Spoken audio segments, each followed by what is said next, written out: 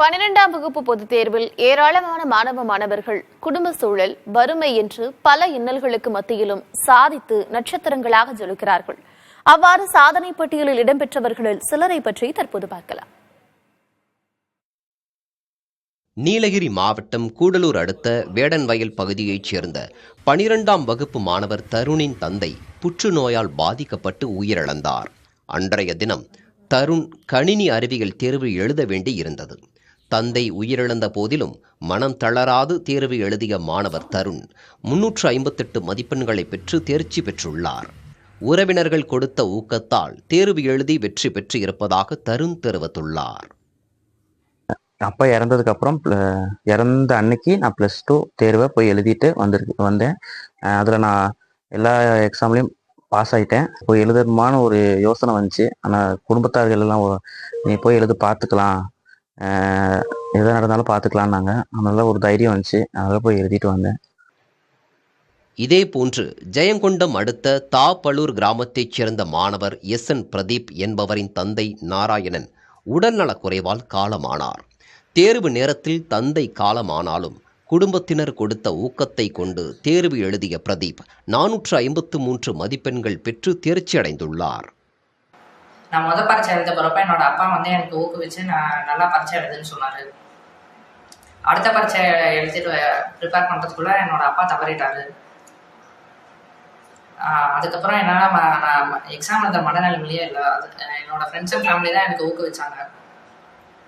அவங்களோட சப்போர்ட்டில் தான் நான் போய் எக்ஸாம் எழுதிட்டு வந்தேன். கடலூர் மாவட்டம் சூரப்பநாயக்கன் சாவடி பகுதியைச் சேர்ந்த மாணவி ராஜேஸ்வரியின் தந்தை ரத்தின வடிவேல் கடந்த மார்ச் 15ஆம் தேதி உடல்நலக் குறைவால் காலமானார்.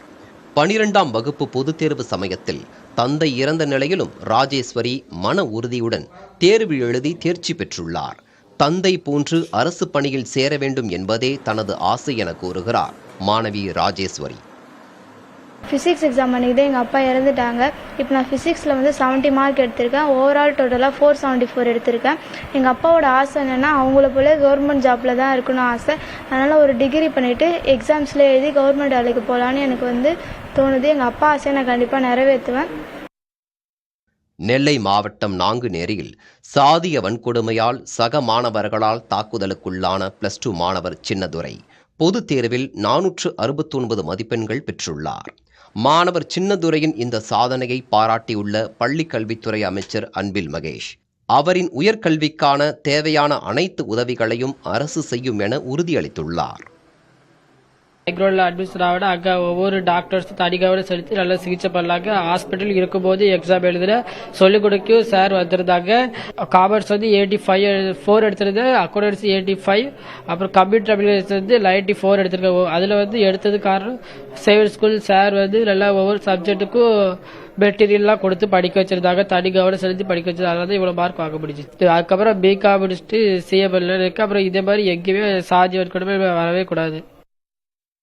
கற்கை நன்றே கற்கை நன்றே, பிச்சை புகினும் கற்கை நன்றே என்ற ஔவையாரின் வாக்கிற்கு ஏற்ப எத்தனை இடர்கள் வந்தாலும் கல்வியை விட்டுவிடாமல் கற்று சாதிக்க துடிக்கும் இவர்களை போன்றவர்களுக்கு எப்போதும் சமூகம் துணை நிற்கும் என்பதே அனைவரின் கருத்து.